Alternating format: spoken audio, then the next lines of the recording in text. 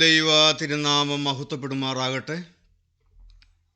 കർത്തൃ ശുശ്രൂഷയിലായിരിക്കുന്ന ദൈവമക്കൾ, ദൈവവചനത്തിൻ്റെ കീഴിൽ ആയിരിക്കുന്ന മാതാപിതാക്കൾ, സഹോദരി സഹോദരങ്ങൾ, നിങ്ങൾക്കെല്ലാവർക്കും കർത്താവായ യേശുക്രിസ്തുവിൻ്റെ പരിശുദ്ധമായ നാമത്തിൽ ഞങ്ങളുടെ സ്നേഹവന്ദനം അറിയിക്കുകയാണ്. ഒരിക്കൽ കൂടെ നിങ്ങളോടൊരുമിച്ച് ദൈവസന്നിധിയിലായിരിക്കുവാനും തിരുവചന സത്യങ്ങളെ ധ്യാനിക്കുവാനും തക്കവണ്ണം ദൈവം ഒരുക്കി തന്ന ഈ അനുഗ്രഹിക്കപ്പെട്ടതായ സന്ദർഭത്തിനായി ദൈവത്തെ സ്തുതിക്കുന്നു, ദൈവത്തെ മഹത്വപ്പെടുത്തുന്നു. കഴിഞ്ഞ ചില ആഴ്ചകളായി വരാനിരിക്കുന്നതായ കാര്യങ്ങൾ, മേലാൽ സംഭവിപ്പാനുള്ള കാര്യങ്ങൾ തിരുവചന പ്രവചനത്തിൽ നിന്നുകൊണ്ട് നാം ചിന്തിച്ച് പോരുകയാണ്. ന്യായവിധി എന്ന ഒരു വിഷയമാണ് നാം ഇപ്പോൾ ചിന്തിച്ചുകൊണ്ടിരിക്കുന്നത്. ന്യായം വിധിക്കുവാനായി ദൈവം സ്ഥാപിക്കുന്നതായ 3 സിംഹാസനങ്ങളെക്കുറിച്ച് ദൈവവചനത്തിൽ നാം കാണുന്നുണ്ട്. ഒന്ന് ക്രിസ്തുവിൻ്റെ ന്യായാസനം, 2 തേജസ്സിൻ്റെ സിംഹാസനം, 3 വെള്ള സിംഹാസനം. അതിൽ തേജസ്സിൻ്റെ സിംഹാസനത്തിലെ ന്യായവിധിയെക്കുറിച്ചാണ് നാം കഴിഞ്ഞ 3-4 തിങ്കളാഴ്ചകളിൽ തുടർച്ചയായി ചിന്തിച്ചു പോരുന്നത്. ആ സിംഹാസനം സ്ഥാപിക്കുന്ന ആ സാഹചര്യത്തെക്കുറിച്ച് മനസ്സിലാക്കുവാൻ തക്കവണ്ണം നാം അല്പം ചില കാര്യങ്ങൾ വിസ്തൃതമായി ചിന്തിക്കുകയുണ്ടായി. കർത്താവായ യേശുക്രിസ്തു മടങ്ങി വന്നു. മധ്യാകാശത്തെ മടങ്ങിവരവ്, സഭ എടുക്കപ്പെട്ടു. മധ്യാകാശത്ത് പ്രതിഫലം നൽകുന്നതിന് വേണ്ടി സ്ഥാപിക്കുന്ന ക്രിസ്തുവിൻ്റെ ന്യായാസനം നാം ചിന്തിച്ചു. 7 വർഷമാണ് 3.5 വർഷം വീതമുള്ള 2 പകുതികളായി ഈ ഭൂമിയിൽ ഉപദ്രവകാല യുഗവും മഹോപദ്രവകാല യുഗവും എതിർ ക്രിസ്തുവിൻ്റെ ഭരണകാലം. ആ 7 വർഷമാണ് മധ്യാകാശത്തെ ആ മഹൽ സമ്മേളനം. അതിനുശേഷം ക്രിസ്തുവും തൻ്റെ വിശുദ്ധന്മാരും കോടാനുകോടി ദൂതന്മാരോടുകൂടെ തേജസ്സോടെ ഈ ഭൂമിയിലേക്ക് ഇറങ്ങി വന്ന് സ്ഥാപിക്കുന്നതായ സിംഹാസനമാണ് തേജസ്സിൻ്റെ സിംഹാസനം. മത്തായിയുടെ സുവിശേഷം 25-ാം അധ്യായം അതിൻ്റെ 31 മുതലുള്ളതായ വാക്യങ്ങൾ ആധാരമായിട്ടാണ് നാം ധ്യാനിക്കുവാനായിട്ട് ആരംഭിച്ചത്. കഴിഞ്ഞ ആഴ്ചയിൽ നാം ചിന്തിച്ചു, വെളിപ്പാട് പുസ്തകം 20-ാം അധ്യായം 4-ാമത്തെ വാക്യം, ഞാൻ ന്യായാസനങ്ങളെ കണ്ടു. അതുപോലെ തന്നെ മത്തായിയുടെ സുവിശേഷം 24-ാം അധ്യായത്തിലുമെല്ലാം 19-ാം അധ്യായത്തിലുമെല്ലാം നാം ചിന്തിക്കുകയുണ്ടായി. അപ്പോൾ നമുക്ക് മനസ്സിലാക്കാൻ കഴിയുന്നത്, ക്രിസ്തുവിനോട് കൂടെ പുതിയ നിയമസഭയും ഉണ്ടാകും, തൻ്റെ വിശുദ്ധന്മാരും ഉണ്ടാകും.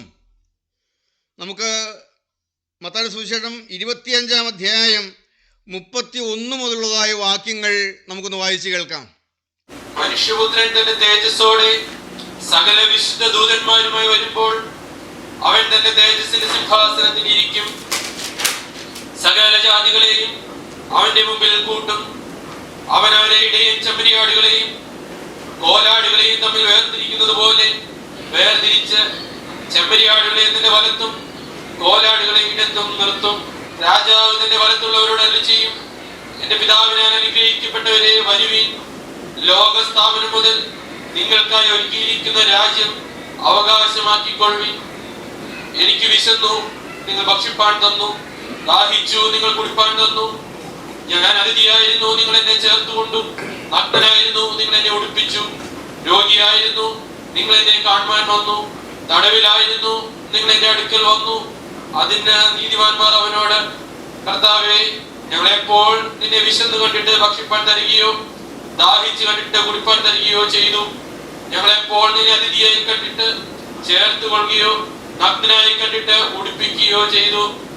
നിന്നെ രോഗിയായിട്ടോ തടവിലോ എപ്പോൾ കണ്ടിട്ട് ഞങ്ങൾ നിന്റെ അടുക്കൽ വന്നു എന്ന് ഉത്തരം പറയും?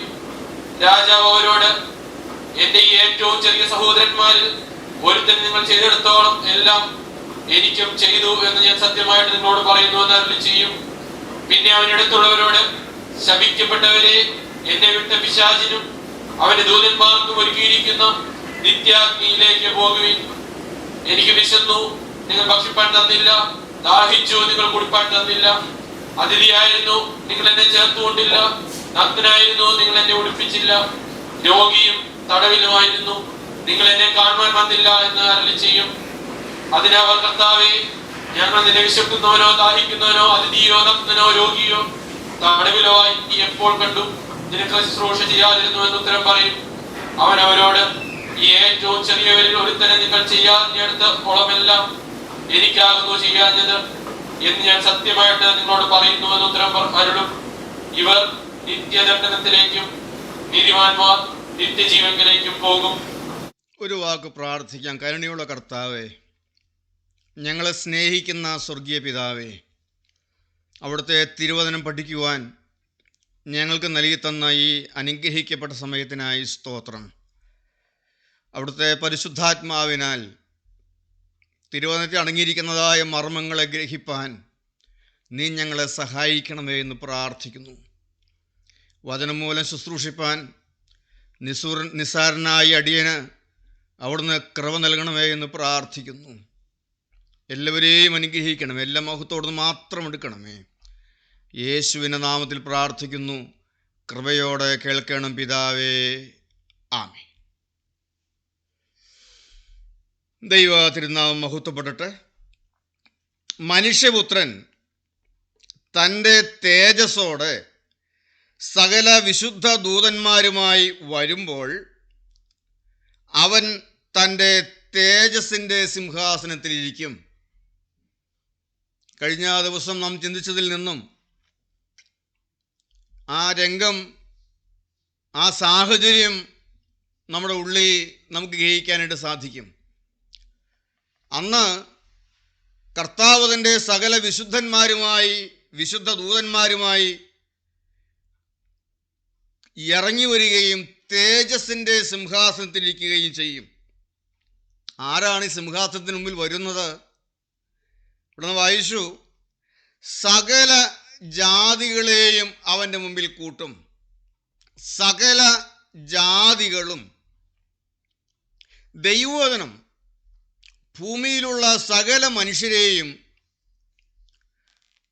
3 കൂട്ടമായിട്ട് തിരിച്ചിട്ടുണ്ട്. ഇന്ന് ദൈവവചനപ്രകാരം ഭൂമിയിലുള്ള സകല മനുഷ്യരും 3 കൂട്ടമായി ദൈവം തിരിച്ചിട്ടുണ്ട്. 1 ജാതികൾ, 2 യഹൂദന്മാർ, 3 സഭ. ഓർക്കുന്നുണ്ടോ? ഇങ്ങനെ 3 കൂട്ടമാണ്: യഹൂദൻ, ജാതി, സഭ. അതിൽ സഭ എടുക്കപ്പെട്ടു. സഭ ഈ സിംഹാസനത്തിന് മുമ്പിലല്ല, കർത്താവിനോട് കൂടെ സിംഹാസനത്തിലാണ്. പിന്നെ ആരൊക്കെയുണ്ട്? മറ്റാരൊക്കെയുണ്ട്? ജാതികളും യഹൂദന്മാരുമുണ്ട്. അപ്പോൾ ഈ സിംഹാസനത്തിൽ ന്യായം വിധിക്കുന്ന, യഹൂദനെയല്ല, ഈ സിംഹാസനത്തിൽ ന്യായം വിധിക്കുന്നത് ആരെയാണ്? ജാതികളെ ന്യായം വിധിക്കുന്ന സിംഹാസനമാണത്. മണവാട്ടി സഭയുടെ അംഗമല്ലാത്തവെല്ലാം ജാതിയാണ്. സകല ജാതികളെയും ആ സിംഹാസനത്തിന് മുമ്പിൽ കൂട്ടും. ക്രിസ്തുവിൻ്റെ വിശുദ്ധന്മാർ ക്രിസ്തുവിനോടുകൂടെ സിംഹാസനത്തിലാണ്. സകല ജാതികളെയും ആ സിംഹാസനത്തിന് മുമ്പിൽ കൂട്ടും. എന്നിട്ട് ഈ ജാതികളെ 2 കൂട്ടമായിട്ട് തിരിക്കും.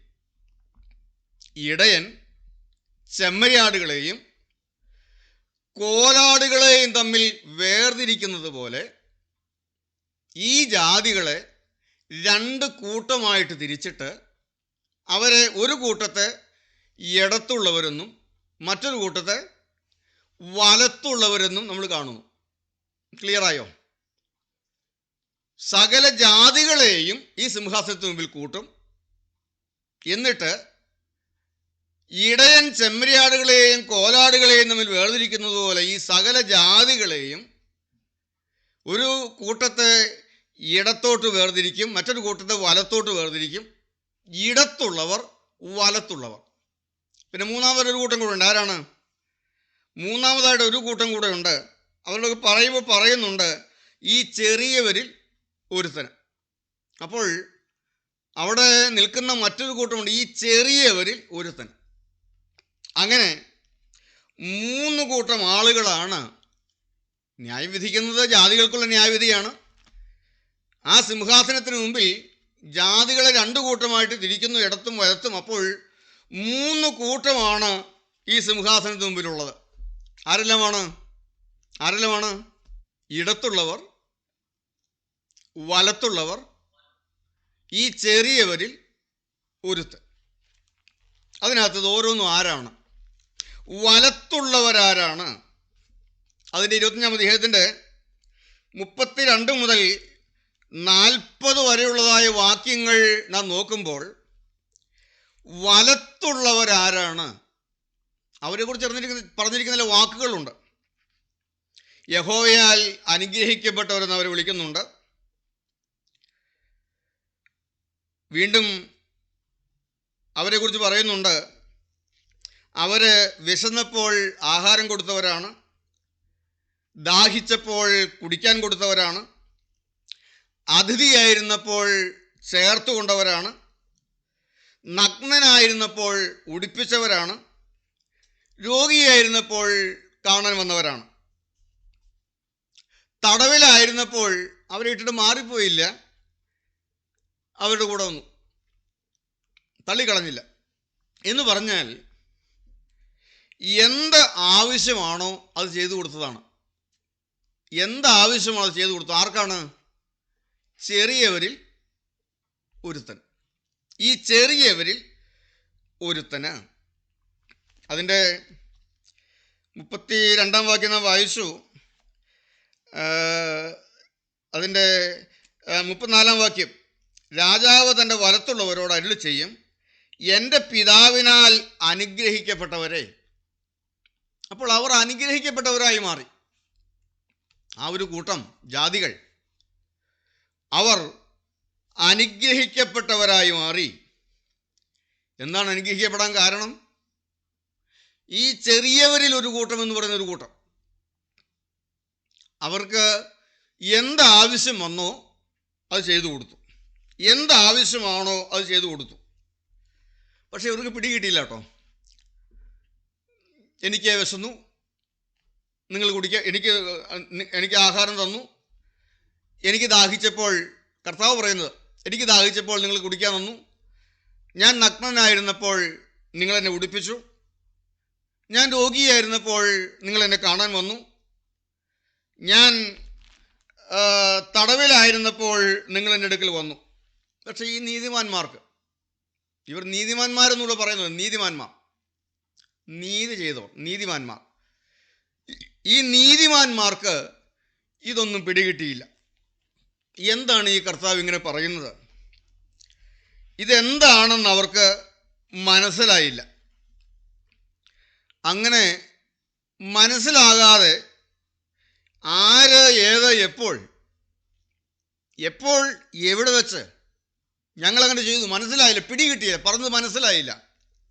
ഇങ്ങനെ മനസ്സിലാകാതെ കർത്താവിനോട് ചോദിച്ചവരോട് അവിടെ നിൽക്കുന്ന മൂന്നാമത്തെ ഒരു കൂട്ടത്തെ ചൂണ്ടിക്കൊണ്ട് കർത്താവ് പറയുകയാണ്, ഈ ചെറിയവരിലൊരു തന്നെ ഒരു കൂട്ടം കൂടെ ഉണ്ട്. അവിടെ വലത്തുള്ളവരുണ്ട്, ഇടത്തുള്ളവരുണ്ട്, വേറൊരു കൂട്ടം അവിടെ നിൽക്കുന്നുണ്ട്. ആ സിംഹാസനത്തിന് മുമ്പിൽ നിൽക്കുന്ന മറ്റൊരു കൂട്ടം, ആ കൂട്ടത്തെ ചൂണ്ടിക്കൊണ്ട് പറയുകയാണ്, ഈ ചെറിയവരിൽ ഒരുത്തിന് ചെയ്തതെല്ലാം നിങ്ങൾ എനിക്കാകുന്നു ചെയ്തത്. അപ്പോൾ ആരാണ് ആ ചെറിയവരിലൊരുത്തൻ? ആരാണ് ആ ചെറിയവരിലൊരുത്തൻ? അവിടെ നമുക്ക് മനസ്സിലാക്കാൻ സാധിക്കുന്നത്, ഈ ചെറിയവരിലൊരുത്തൻ തേജസ്സിൻ്റെ സിംഹാസനത്തിന് മുമ്പിൽ നിൽക്കുന്ന ഈ മൂന്നാമത്തെ കൂട്ടര് എതിർ ക്രിസ്തുവിനാൽ പീഡിപ്പിക്കപ്പെട്ടവരെ സഹായിച്ചവരാണ്. എതിർ ക്രിസ്തുവിൻ്റെ ഭരണം ഈ ഭൂമിയിൽ നടന്നപ്പോൾ എതിർ ക്രിസ്തു പീഡിപ്പിച്ചു. പ്രധാനമായും രണ്ട് വിഭാഗത്തിനാണ് എതിർ ക്രിസ്തുവിൻ്റെ ഭരണകാലത്ത് പീഡയേൽക്കേണ്ടി വരുന്നത്. ഒന്ന്, കൈവിടപ്പെടുന്ന സഭയുണ്ട്. രണ്ട്, യഹൂദൻ. കൈവിടപ്പെടുന്ന സഭ എതിർ ക്രിസ്തുവിനാൽ പീഡിപ്പിക്കപ്പെടും. കർത്താവ് മടങ്ങി വന്നാൽ വിശുദ്ധന്മാരെടുക്കപ്പെടും. പക്ഷേ ഒരുക്കമില്ലാതെ കൈവിടപ്പെട്ടു പോകുന്നവരുണ്ട്, തള്ളപ്പെട്ടു പോകുന്നവരുണ്ട്, കൈവിടപ്പെട്ടു പോകുന്നവരുണ്ട്. അവർ തള്ളപ്പെട്ടു പോകും. അങ്ങനെ കൈവിടപ്പെട്ടു പോകുന്ന ഒരു കൂട്ടം വിശ്വാസികൾ ഉണ്ടാകുമെന്ന് ബൈബിൾ ക്ലാസ്സിൽ പഠിക്കുന്നവർ എന്ന് പറഞ്ഞാൽ ഈ കാര്യങ്ങളെല്ലാം ഇങ്ങനെയൊക്കെ ഒരു കാലം ഉണ്ടാകും, എതിർ ക്രിസ്തു വഹിക്കുമെന്ന് ഇങ്ങനെയൊക്കെ പഠിച്ചവർ, കാര്യങ്ങളൊക്കെ അറിയാവുന്നവർ, സുവിശേഷ വേല ചെയ്യുന്നവർ, ദൈവവചനം പ്രസംഗിക്കുന്നവർ, ബൈബിൾ ക്ലാസ്സിൽ എടുക്കുന്നവർ. പക്ഷേ ഒരുക്കമില്ലെങ്കിൽ തള്ളപ്പെട്ടു പോകും. ഒരുങ്ങിയിരുന്നില്ലെങ്കിൽ, ഉണർന്നിരുന്നില്ല എങ്കിൽ വിശുദ്ധന്മാർ മാത്രമേ അവൻ്റെ വരങ്ങൾ എടുക്കപ്പെടുകയുള്ളൂ. നയവാന്മാർ തൻ കൊമ്പിൻ നാദത്താൽ അങ്കിയണിഞ്ഞ് മൃതരെ ജീവിപ്പിപ്പാൻ എഴുന്നള്ളും രാജാവ് മുകിലഴകിന്മേൽ ആഘോഷിതനായി. നയവാന്മാർ തൻ കൊമ്പിൻ നാദം കേട്ടിട്ട് അങ്കിയണിഞ്ഞ് എതിരേൽപ്പാനായി പോകും. നയവാന്മാർ, വിശുദ്ധന്മാർ, അല്ലാത്തവരാരും എടുക്കപ്പെടുകയില്ല. അപ്പോൾ ഇന്ന് സുവിശേഷ രംഗത്തും ആത്മീയ രംഗത്തും ബൈബിൾ അറിയാവുന്നവരും പഠിക്കുന്നവരും പഠിപ്പിച്ചവരും അങ്ങനെ ആത്മീയ രംഗത്ത് നിൽക്കുന്ന തിരുവചന സത്യങ്ങളെല്ലാം കേൾക്കുകയും അറിയുകയും മനസ്സിലാക്കുകയും ചെയ്യുന്ന വലിയ ഒരു കൂട്ടം കൈവിടപ്പെട്ടു പോകും. യേശുക്രിസ്തുവിൻ്റെ ഭരണം വരുമ്പോൾ ഈ പഠിച്ചതും നിങ്ങൾ അറിയുന്നതുമായ കാര്യങ്ങളെല്ലാം കൺമുന്നിൽ കാണുമ്പോൾ അവർ തീരുമാനത്തോടെ നിൽക്കും, നല്ല തീരുമാനത്തോടെ നിൽക്കും. ഏതായാലും ഇനി തെറ്റിലേക്ക് പോവുകയില്ല, നല്ല സമർപ്പണത്തോടെ നിൽക്കും, പീഡ ഏൽക്കും. 666 മുദ്രയേൽക്കാൻ കൂട്ടാക്കുകയില്ല. ഈ നല്ല തീരുമാനത്തോടെ നിൽക്കും. അവരെ പീഡിപ്പിച്ച് കൊല്ലും, രക്തസാക്ഷികളായി മരിക്കും. ഒരു കൂട്ടം, വലിയൊരു കൂട്ടം മരിക്കും, രക്തസാക്ഷികൾ. ഇതൊക്കെ വെളിപ്പാട് ദിവസം മുന്നോട്ട് വരുമ്പോൾ 7 മുദ്രകൾ പൊട്ടിക്കുന്ന കാര്യങ്ങളൊക്കെ ചിന്തിക്കുമ്പോൾ നമുക്ക് ആ കാര്യങ്ങൾ വിശദമായിട്ട് ചിന്തിക്കാം. അപ്പോൾ നമ്മൾ ചിന്തിക്കായിരിക്കും, ഇപ്പോൾ ഒരുങ്ങുന്നില്ലെങ്കിൽ കുഴപ്പമില്ല, അന്ന് നിന്നാൽ മതിയെന്ന്, അന്ന് നിന്നാൽ മതിയല്ലോ, കൈവിടപ്പെടുകയില്ലല്ലോ എന്ന് ചിന്തിക്കും. പക്ഷേ ഇന്ന് എല്ലാ സ്വാതന്ത്ര്യങ്ങളും ഉള്ളപ്പോഴും ഒരു ചെറിയ തീരുമാനത്തിൽ പോലും ജയിച്ച് നിൽക്കാൻ പറ്റാത്തവർക്ക് പറ്റുമോ? അല്ല, നമ്മുടെ മരണം വന്നാലോ? അതുകൊണ്ട് ദൈവവചനം ഇപ്പോഴാകുന്നു സുപ്രസാദ കാലം, ഇപ്പോഴാകുന്നു രക്ഷാ ദിവസം. നാളെ നമുക്കുള്ളതല്ല. ഇന്ന് നിൽക്കാത്തവൻ നാളെ നിൽക്കുമോ? പക്ഷേ ഒരു കൂട്ടം നല്ല തീരുമാനത്തോടെ നിൽക്കും, പീഡ സഹിച്ച്. അപ്പോൾ എതിർ ക്രിസ്തു പീഡിപ്പിക്കുന്ന, കൈവിടപ്പെട്ടു പോകുന്ന സഭയിലുള്ളവരുണ്ട്. അതുപോലെ യഹൂദനെ പീഡിപ്പിക്കും. ഞാൻ കഴിഞ്ഞ ദിവസം പറഞ്ഞല്ലോ, 2 സാക്ഷികൾ മോശയും ഏലിയാവും ഭൂമിയിലേക്ക് വരികയും അവർ പീഡിപ്പിക്കപ്പെടുന്ന കാലം അവരുടെ ഇടയിൽ പ്രവചിക്കുകയും നിങ്ങൾ കൊന്നുകളഞ്ഞ മശിഹ നിങ്ങളെ രക്ഷിക്കാൻ വന്നവനാണെന്ന് അടയാളങ്ങളാലും അത്ഭുതങ്ങളാലും എല്ലാം തെളിയിക്കുകയും എല്ലാം ചെയ്യും. അങ്ങനെ ഒടുവിൽ ഒരു കൂട്ടം ഈ യഹൂദന്മാർ ഒന്നടങ്കം കുത്തിയവങ്കിലേക്ക് നോക്കും. ആ സമയത്താണ് ഈ തേജസ്സോടെ കർത്താവ് മടങ്ങി വരുന്നത്. അപ്പോൾ യഹൂദന്മാരുണ്ട്. ഒറ്റവാക്കിൽ പറഞ്ഞാൽ എതിർ ക്രിസ്തുവിൻ്റെ കാലത്ത്, എതിർ ക്രിസ്തുവിൻ്റെ കൂടെ നിൽക്കുന്നവരൊന്നും പീഡിപ്പിക്കില്ല. എതിർ ക്രിസ്തുവിൻ്റെ കാലത്ത് പീഡയേൽക്കുന്ന യഹൂദന്മാരും ഈ കൈവിടപ്പെട്ടു പോകുന്ന സഭയിൽ അവർ മണവാട്ടിയാകില്ല, ഒരിക്കലും മണവാട്ടിയാവുകയില്ല.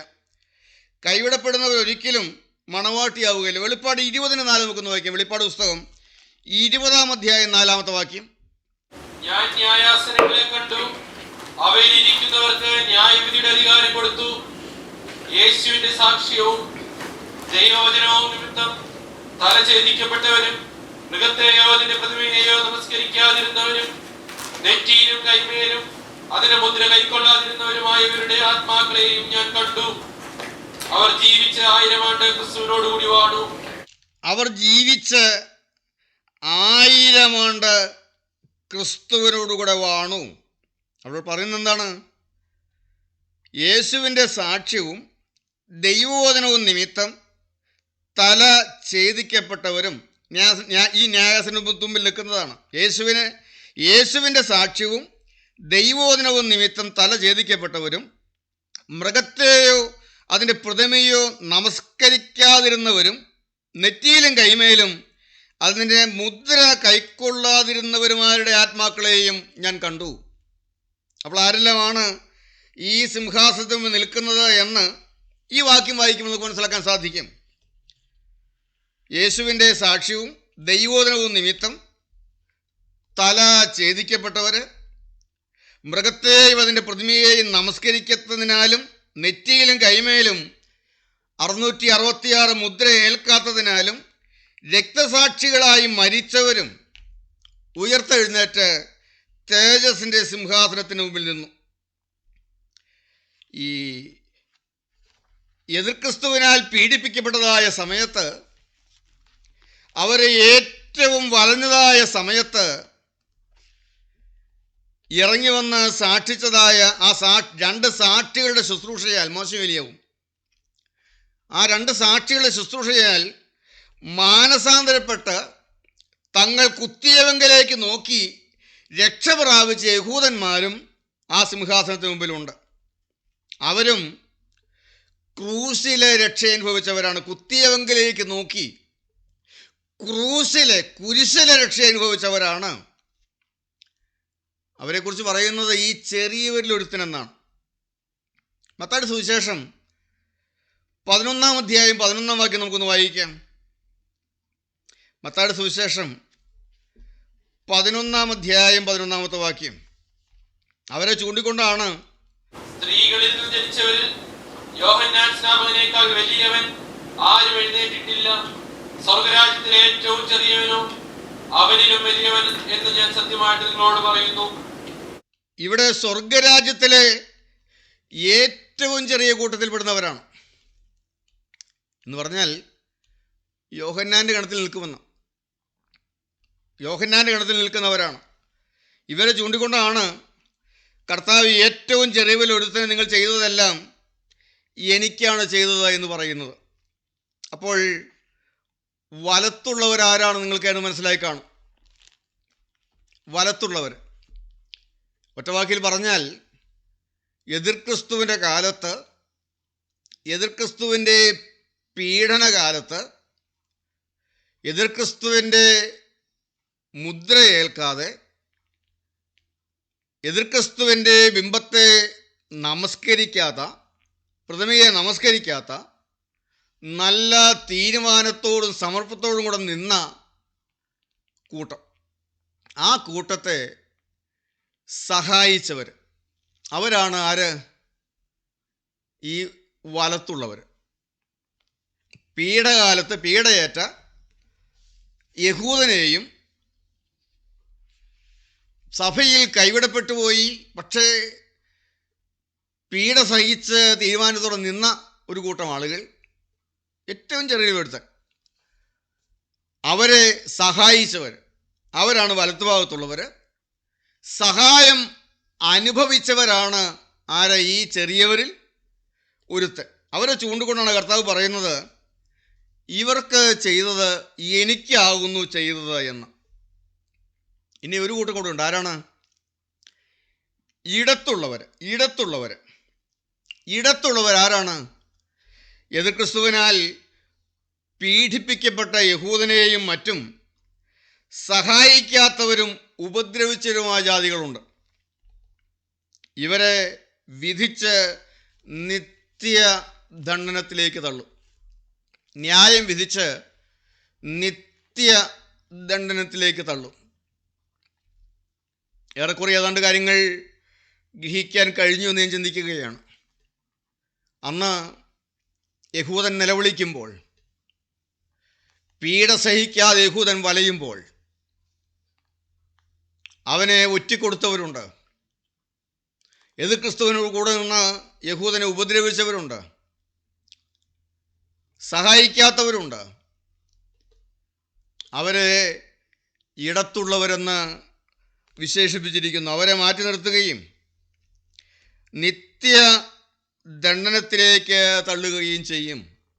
നീതിമാന്മാർ നിത്യ ജീവങ്കിലേക്കും പോകും.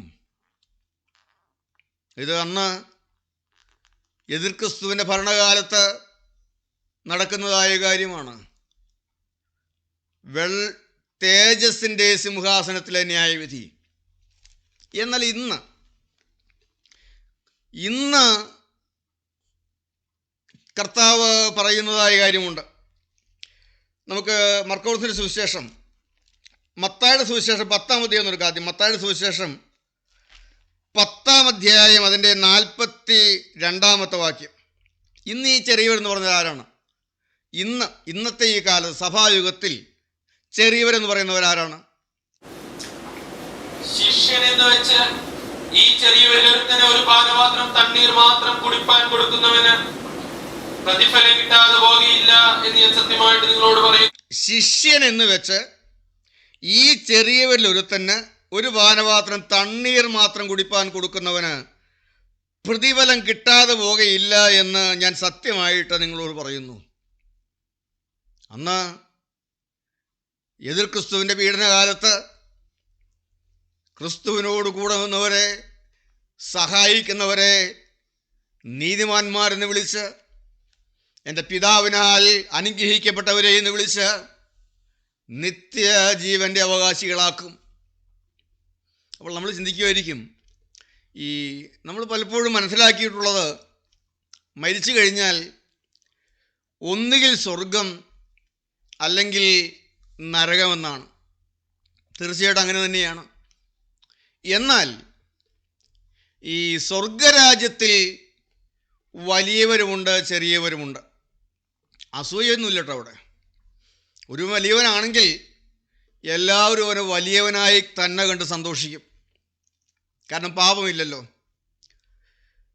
അതുപോലെ തന്നെ സ്വർഗരാജ്യത്തിൽ എല്ലാവർക്കും ഒരേപോലെയുള്ളതായ വാസസ്ഥലങ്ങളല്ല. കർത്താവ് പറയുന്നുണ്ട്, എൻ്റെ പിതാവിൻ്റെ ഭവനത്തിൽ അനേകം വാസസ്ഥലങ്ങളുണ്ട്.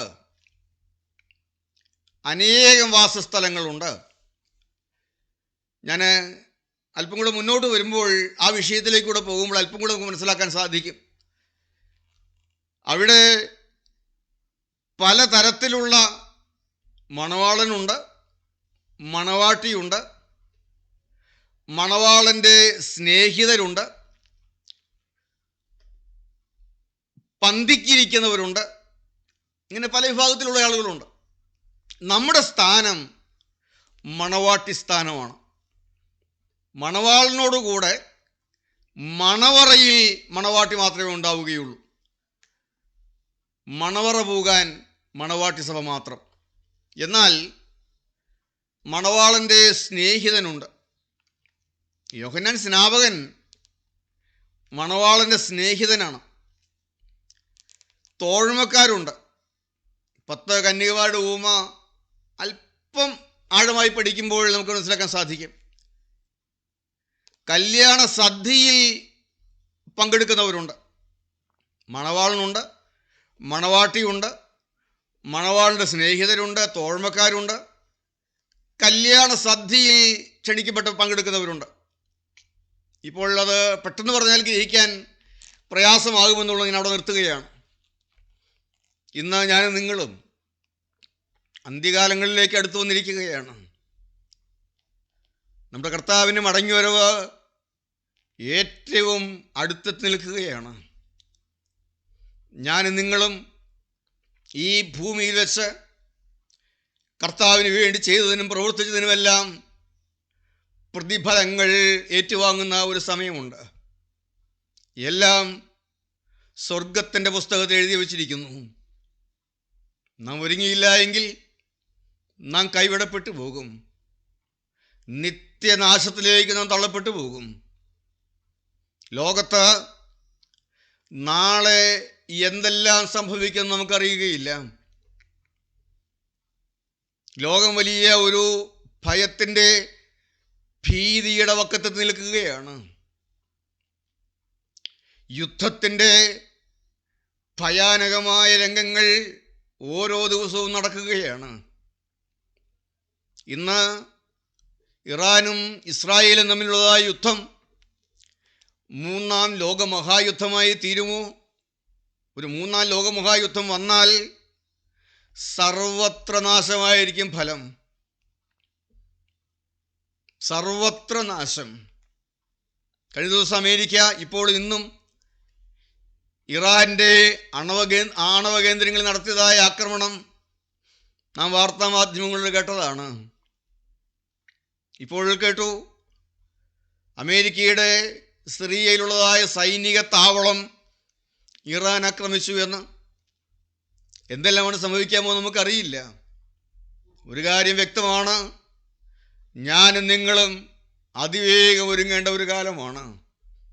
എന്തെങ്കിലും കർത്താവിന് വേണ്ടി ചെയ്യുക. ജീവിതം എങ്ങനെയാണ് ഇന്ന് നാം മുന്നോട്ട് പോകുന്നത്? ഇനിയും വാശിയും വഴക്കും പിണക്കവും ഇഷ്ടക്കേടും നീരസവും ഗ്രൂപ്പിസവും എല്ലാമായി നടക്കാൻ നമുക്ക് സമയമുണ്ടോ? അതിവേഗം ഉണരുക, അതിവേഗം കർത്താവിന് വേല ചെയ്യുക. നിങ്ങൾ ക്രിസ്തുവിനുള്ളവർ എന്നീ നാമത്തിൽ. ഇവിടെ മത്തായി സുവിശേഷം 10-ാം അധ്യായത്തിൽ നാം വായിച്ചത്, ശിഷ്യർ എന്ന് വെച്ച ഈ ചെറിയൊരുത്തന് ഒരു പാത്രം വെള്ളമെങ്കിലും കുടിക്കാൻ കൊടുത്താൽ 9:40 മർക്കോസ് 9:41 നമുക്കൊന്ന് വായിക്കാം. മർക്കോസ് 9:41. നിങ്ങൾ ക്രിസ്തുവിനുള്ളവർ എന്നീ നാമത്തിൽ ആരെങ്കിലും ഒരു പാനപാത്രം വെള്ളം നിങ്ങൾക്ക് കുടിപ്പാൻ തന്നാൽ അവന്റെ പ്രതിഫലം കിട്ടാതിരിക്കുകയില്ല എന്ന് ഞാൻ സത്യമായിട്ട്. നിങ്ങൾ ക്രിസ്തുവിനുള്ളവർ എന്നീ നാമത്തിൽ. ചുമ്മാ വഴിക്കോടെ പോണതല്ലേ, ദാഹിച്ചു വന്നല്ലെന്ന് എഴുതി വെള്ളം കൊടുത്താൽ ഒന്നും പ്രതിഫലം കിട്ടുമെന്ന് തിരുവചനം പറയുന്നില്ല. ദാഹിച്ചു വന്നതല്ലേ എന്നാ ഒരു ദിവസം വെള്ളം കുടിച്ചു, അങ്ങനെയല്ല. നിങ്ങൾ ക്രിസ്തുവിനുള്ളവർ എന്നീ നാമത്തിൽ ഒരു പാത്രം വെള്ളമെങ്കിലും കുടിക്കാൻ തന്നാൽ പ്രതിഫലം കിട്ടാതെ പോവുകയില്ല. കേരള ചരിത്രത്തിൽ ഒരു സംഭവം നാം ഇങ്ങനെ കാണുന്നുണ്ട്. മാർത്താണ്ഡവർമ്മ മഹാരാജാവ് തിരുവിതാംകൂർ ഭരിച്ചിരുന്നതായ കാലം 8 വീട്ടിൽ പിള്ളമാരെന്നൊരു കൂട്ടമുണ്ട്. 8 വീട്ടിൽ പിള്ളമാർ, 8 നായർ തറവാടുകളിലെ അവർ അധികാരമുള്ളവരാണ്, കഴിവുള്ളവരാണ്, വലിയ പദവികളുള്ളവരാണ്. ഈ 8 വീട്ടിൽ പിള്ളമാർ മാർത്താണ്ഡവർമ്മയ്ക്കെതിരായി കയറി വന്നതായ, എതിർത്തു വന്നതായ, യുദ്ധത്തിന് വന്നതായ ഒരു കാലമുണ്ട്. ഒരിക്കൽ അവരെ ഭയന്ന് ജീവൻ രക്ഷിക്കേണ്ടതിന് വേണ്ടി മാർത്താണ്ഡവർമ്മ മഹാരാജാവ് തിരുവനന്തപുരത്ത് നിന്നും തെക്കോട്ടോടി. അവിടെ നെയ്യാറ്റിൻകര എന്നൊരു സ്ഥലത്ത് ഒരു പ്ലാവിൻ്റെ പോതിൽ, ഒരു പ്ലാവുണ്ട് അവിടെ, ആ പ്ലാവിൻ്റെ പോതിൽ, ആ പൊത്തിൽ, ആ പ്ലാവിൻ്റെ പോതിൽ മറഞ്ഞിരുന്ന് രക്ഷപ്പെട്ടു. വീണ്ടും ഭീതിയെല്ലാം മാറി, നല്ല സമാധാന അന്തരീക്ഷം വന്നു. രാജാവ് മടങ്ങി വന്നു.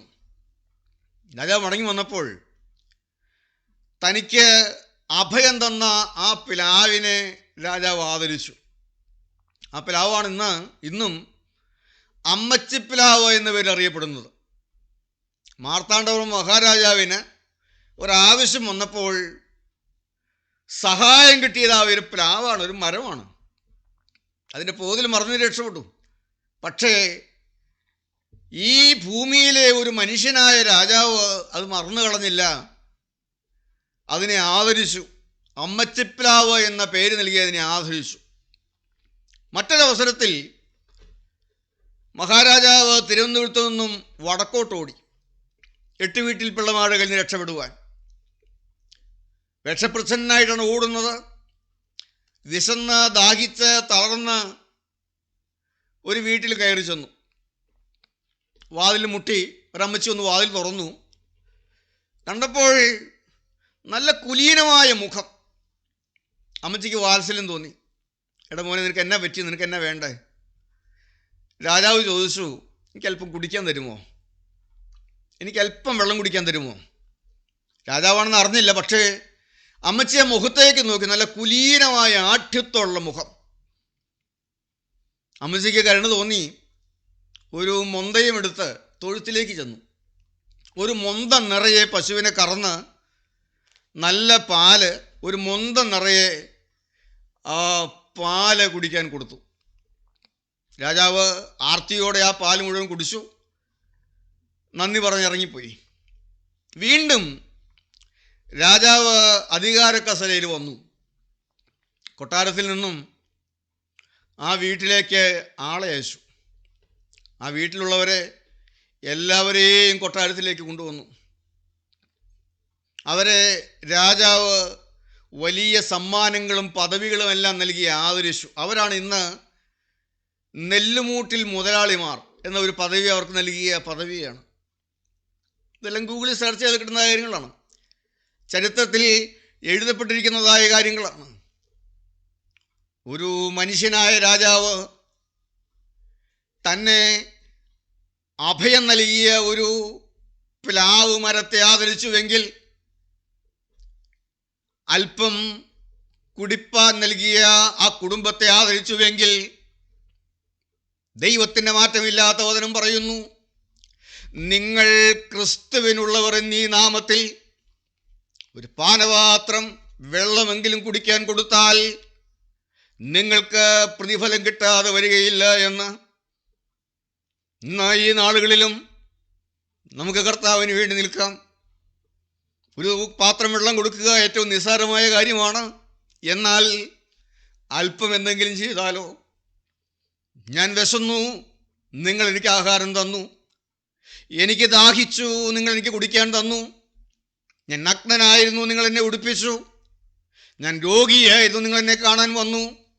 ഞാൻ തടവിലായിരുന്നു, നിങ്ങൾ എന്നെ സന്ദർശിച്ചു. യഹോവയാൽ അനുഗ്രഹിക്കപ്പെട്ടവരെ, ലോകസ്ഥാപനം മുതൽ നിങ്ങൾക്കായി ഒരുക്കിയിരിക്കുന്ന രാജ്യം അവകാശമാക്കിക്കൊള്ളുവേൻ എന്ന് ഞാൻ അവരോട് പറയും. ഞാൻ വാക്കുകൾ നിർത്തുകയാണ്. അന്ന് തേജസ്സിൻ്റെ സിംഹാസനത്തിൻ്റെ ന്യായവിധിയിൽ യഹൂദനെ, എതിർ ക്രിസ്തുവിനാൽ പീഡിപ്പിക്കപ്പെട്ടവരെ, സഹായിച്ചവരെ കർത്താവ് മാറ്റി നിർത്തി വിളിച്ചു കയറ്റുകയാണ്. എന്നാൽ ഇതൊന്നും വിഷയമാക്കാതെ നടന്ന ഒരു കൂട്ടമുണ്ട്. അവരെ നിത്യാഗ്നിയിലേക്ക് തള്ളുകയാണ്. ഞാൻ ഈ തേജസ്സിൻ്റെ സിംഹാസനത്തിൻ്റെ ന്യായവിധി ഇന്നിവിടെ അവസാനിപ്പിക്കുകയാണ്. ദൈവം കൃപ തരുന്നുവെങ്കിൽ, ദൈവാവസരം തരുന്നുവെങ്കിൽ, വരുന്ന തിങ്കളാഴ്ച നമുക്ക് വെള്ളസിംഹാസനത്തിൻ്റെ ന്യായവിധിയിലേക്ക് വരാം. നമ്മുടെ തലകളെ വണക്കാം. കർത്താവെ, ഞങ്ങൾ ഈ വചനങ്ങൾ കേൾക്കുകയും പഠിക്കുകയും തിരുവചന സത്യങ്ങൾ അറിയുകയും ചെയ്യുക മാത്രമല്ല, ഇന്ന് കർത്താവിൻ്റെ വേലയ്ക്ക് വേണ്ടി, സുവിശേഷത്തിന് വേണ്ടി എന്തെങ്കിലുമൊക്കെ ഒന്ന് ചെയ്യുവാൻ എല്ലാം കർത്താവിന് ചെയ്യുന്നത് പോലെ എനിക്കാവുന്ന ചെയ്തതെന്നാണ് കർത്താവ് പറയുന്നത്. നമുക്ക് ദൈവവരങ്ങളിലേക്ക് സമർപ്പിക്കാം. ഒരു പുതിയ തീരുമാനത്തിൽ നിൽക്കാം. കരുണയുള്ള കർത്താവേ, സ്നേഹനിധിയായ ഞങ്ങളുടെ സ്വർഗീയ പിതാവേ, അടിയങ്ങൾക്ക് നൽകി തന്ന ഈ അനുഗ്രഹിക്കപ്പെട്ട സമയത്തിനായി സ്തോത്രം. കേൾപ്പിച്ച ആലോചനകൾക്കായി ഞങ്ങൾ അങ്ങയെ സ്തുതിക്കുന്നു. തീരുമാനത്തോടും സമർപ്പണത്തോടും കൂടെ വരും കാലങ്ങളിൽ നിൽക്കുവാൻ ഞങ്ങളെല്ലാവരെയും സഹായിക്കണമേ. എല്ലാം മുഖത്തോട് നിൽക്കണമേ. യേശുവിൻ്റെ നാമത്തിൽ പ്രാർത്ഥിക്കുന്നു. കൃപയോടെ കേൾക്കണം പിതാവേ. ആമേൻ.